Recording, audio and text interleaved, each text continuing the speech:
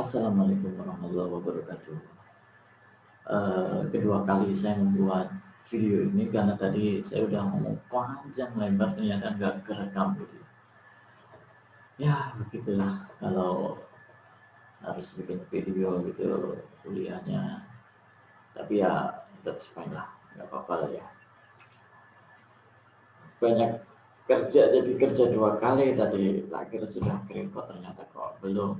Oke, halo semua teman-teman. Balik lagi kayak di YouTuber aja. Oke, ini pertemuan ke-7 sebelum UTS gitu ya. Kemarin kita udah ke pertemuan 5, udah ke pertemuan 6 gitu. Sekarang masuk ke pertemuan 7, kita akan ngobrol tentang IDS, Intrusion Detection System. Apa sih itu IDS? Apa aja yang akan kita obrolin di IDS ini gitu. Sekali lagi ini saya lebih suka kita ngomong diskusi gitu ya, atau belajar bareng gitu. Jadi nanti ketika ada diskusi dua arah itu nanti enak ngobrolnya kayak gitu ya. Saya share dulu kali ya materinya. Terus bentar, saya share namanya. Oke.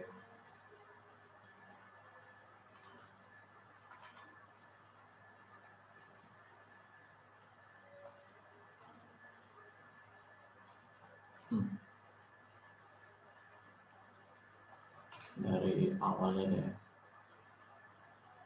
Oke, saya pindah ke sini. Gitu. Orang yang gak penting ini.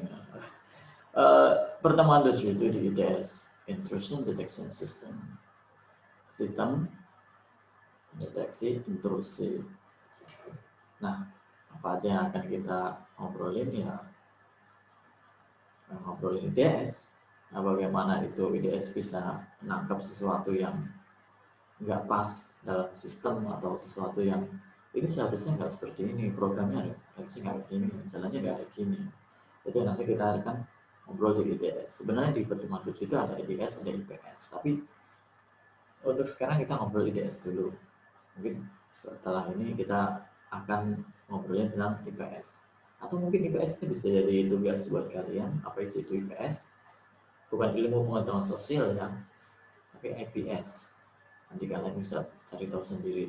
Ya mungkin itu nanti bisa jadi tugas atau apa gitu. Oke, sebelum ke IDS kita masuk ke intrusion detection dulu atau ID dulu. Bahwasanya intrusion detection itu proses mencari, meneliti, dan melaporkan. Ya, kalau udah ada intrusion detection, lagi deteksi, itu ya berarti dia mencari, kemudian diteliti, dan kemudian endingnya dilaporkan. Saya duduknya nah, enak nih. Oke, kemudian sudah dilaporkan ke siapa? Ya ke kita, ke manusianya, ke penggunanya, bahwa ada sistem, bahwa ada jalan atau alur yang nggak seharusnya gitu, atau tindakan tidak sah atau yang membahayakan aktivitas jaringan atau komputer. Ya pokoknya menindak gitu ya, melaporkan tindakan tidak sah, tindakan yang tidak seharusnya itu, yang membahayakan aktivitas jaringan atau pada internal di komputer sendiri gitu. Nah, kita masuk ke intrusion sendiri itu apa? Itu didefinisikan sebagai kegiatan yang bersifat anomali. Anomali itu nggak wajar gitu ya, anomali. Incorrect, nggak benar gitu, atau inappropriate, nggak seharusnya gitu. Yang terjadi di jaringan atau di host. Itu definisi dari intrusion. Kegiatan yang bersifat anomali gitu ya. Kegiatan yang bersifat nggak benar, itu intrusion. Nah, klasifikasi intrusi itu ada attempted breaks in, masquerade, penetration, atau leak, denial, service, malicious use. Yang sebenarnya di perkuliahan KIJ itu di end atau ending dari perkuliahan ini itu adalah penetrasi gitu ya, penetrasi of security control system. Jadi bagaimana kita menjaga gitu keamanan dari sebuah jaringan. Bukan berarti kita mau mengajari kalian how to attack, how to counter gitu ya, bagaimana nge-attack sistem atau nge-attack jaringan atau nge-hack katakanlah bahasa ceteknya gitu. Tapi bagaimana seorang ending dari perkuliahan ini kita bisa menjaga dari sebuah institusi gitu yang kita kerja atau yang kita jaga gitu. Kemudian ada anomali merupakan trafik atau aktivitas yang tidak sesuai dengan polisi. Nah, tidak sesuainya itu apa aja? Yang tidak sesuai dengan akses dari dan ke host yang terlarang. Itu anomali traffic. Kemudian memiliki konten terlarang, katakanlah virus gitu. Virus itu kan konten terlarang yang seharusnya tidak masuk dalam sistem. Kemudian menjalankan program terlarang, katakanlah di web directory traversal, get bla bla bla jam detect ternyata itu virus atau apa gitu. Kemudian kita masuk di IDS-nya atau IDS-nya.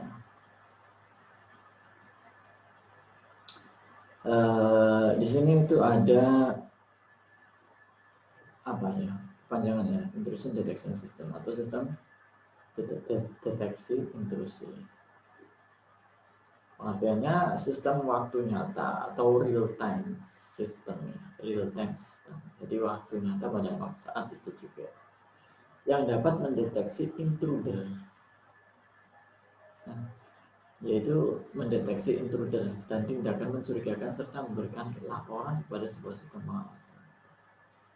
Ini tadi endingnya dia memberikan laporan pada sebuah sistem pengawasan. Sistem pengawasan itu yang katakanlah di firewall itu atau di antivirus lah katakanlah. Yang nantinya dia itu memberikan laporan ke kita sebagai manusia. Nah, sebagai manusia biasanya laporan itu hanya sebuah warning gitu, karena ding gitu atau apa peringatan apa gitu. Itu informasi yang pada kita bahwa komputer Anda atau jaringan Anda atau apa gitu. Itu intinya memberikan informasi atau laporan. Setelah mendeteksi ini, kemudian dia kelola, kemudian kasih informasi ke kita. Nah, IDS itu berupa apa? Dia bisa berupa hardware, bisa juga berupa software. Nah, dirancang untuk apa sih? Ya ini tadi, memonitor, mengawasi, kemudian mencatat, menganalisa, sama ya kata-kata itu.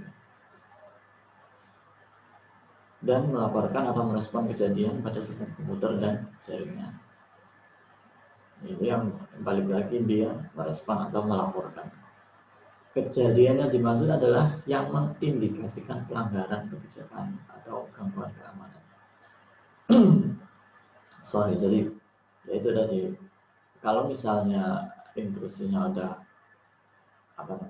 baik-baik saja, lancar saja sesuai dengan keinginan usernya atau keinginan pada komputer, sesuai lah ya alurnya gitu, jadi sih nggak ada masalah. Tapi kalau misalnya melenceng dari apa yang sudah diterapkan di komputer gitu, itu ya sudah sudah melanggar, yang itu biasanya dideteksi komputer atau laptop saya kok agak berisik ini sebentar ya.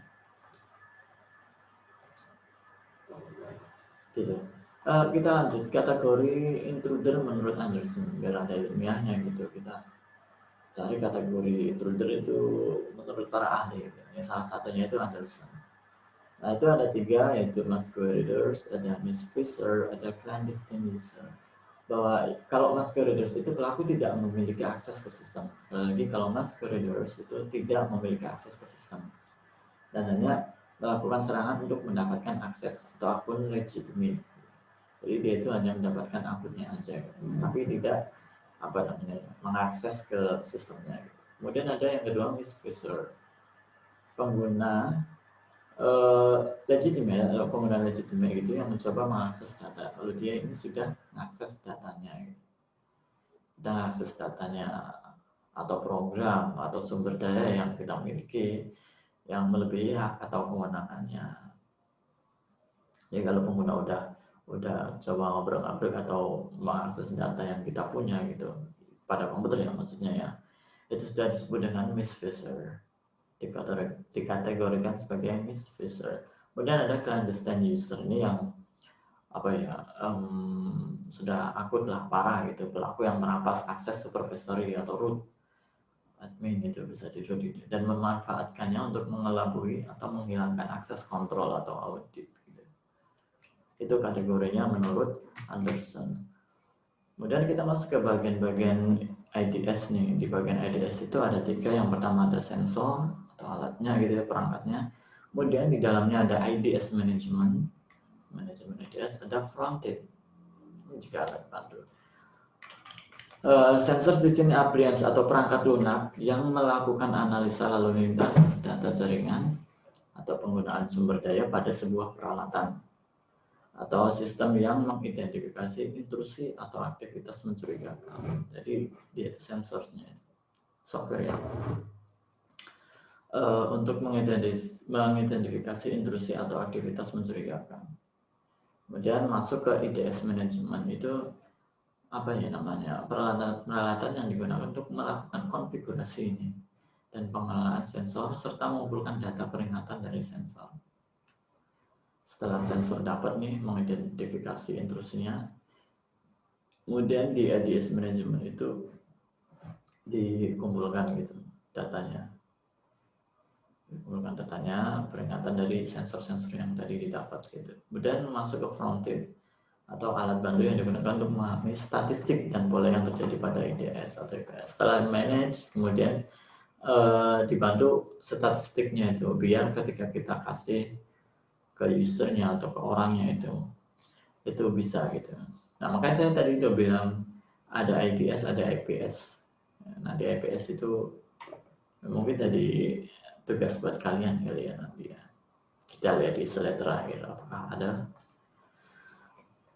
Nah, selanjutnya kenapa sih, pertanyaannya nih, kenapa sih kita butuh IDS gitu ya, sistem pendeteksi intrusi gitu. Seperti yang saya bilang tadi, kalau firewall itu sistem pengaman utama gitu ya. Firewall, dinding api, fire. Tapi tidak semua akses melalui firewall. Kalau firewall itu memang dinding utama atau sistem pengamanan utama, tetapi tidak semua akses melalui firewall. Katakanlah beberapa aplikasi yang memang diloloskan oleh firewall, email katakanlah, itu kan memang melalui jaringan email, kemudian kita masa mau detect email sampai jauh itu, kemudian ada website dan lain. Ada kayak aplikasi juga, oh ya, tidak semua ancaman berasal dari luar firewall ini kan, tapi dari dalam jaringan juga, karena melalui flash disk atau aplikasi-aplikasi yang kita install gitu. Nah, firewall kadang merupakan objek serangan. Memang di peretas gitu ya, memang yang awal diserang itu adalah firewall gitu, biar kita bisa masuk ke sistem mereka. Nah, ini ada catatan penting, perlu suatu aplikasi sebagai pelengkap firewall yang bisa mendeteksi ancaman yang tidak bisa diproteksi oleh firewall. Jadi firewall sendiri itu memang, walaupun dia sebagai pengamanan utama, tapi dia rentan gitu ya. Rentan karena memang kadang hacker atau peretas itu lebih canggih gitu ya. Jadi gitu, perlu adanya aplikasi-aplikasi tambahan. Aplikasinya apa? Nanti aja. Nah, ini alurnya ya, gambarnya. Kemudian masuk ke pendekatan intrusion detection. IDS itu ada 2 pendekatan. Yang pertama ada preemptory, yang kedua ada reactionary. Bedanya adalah kalau di preemptory itu mendengar traffic ya, deteksi secara aktual mendengar traffic jaringan. Sementara reactionary itu mengamati, dia itu mengamati log. Gitu. Ketika ada activity unsur, dia kan dicatat, sistem akan mengambil tindakan yang sesuai. Sama, sistem akan mengambil tindakan yang sesuai. Kalau ada yang mencurigakan. Cuma pendekatannya itu yang pertama, preemptory itu mendengar aktual traffic jaringan, sementara ini mengamati lognya aja. Terus ada penempatan teknologi DS gitu ya. Nah, teknologi DS itu berdasarkan penempatannya itu ada network base, ada host base. Kalau network base itu memantau anomali di jaringan, kemudian ada misalkan melihat adanya network scanning, katakanlah ada scanning di jaringan gitu. Nanti dia masuk ke sini network base. Kemudian ada menyediakan real time monitoring activity jaringan. Nah di sini real time monitoring itu ngapain aja? Dia meng-capture, menguji header dan isi paket, kemudian membandingkan dengan pattern dengan thread yang ada di database dan memberikan respon jika dianggap intruder gitu ya. Jadi real time-nya itu kemudian langsung direspon juga gitu ya. Kalau di network base gitu ya. Kemudian ada paket monitor bisa ditemukan di luar firewall, mendeteksi internet based attack and di dalam jaringan. Mendeteksi internal attack. Respons berupa notifying console, kasih notifikasi gitu ya, atau ngirim email, atau ya terminating session. Terusnya ada snore.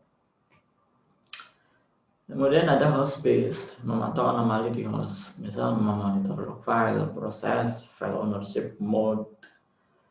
Nah, terusnya itu log scanners, terus wedge, log check juga bisa gitu. Ternyata udah selesai. Ya untuk pertemuan ke-7 itu saja. Terima kasih. Kalau ada pertanyaan, mari kita diskusikan.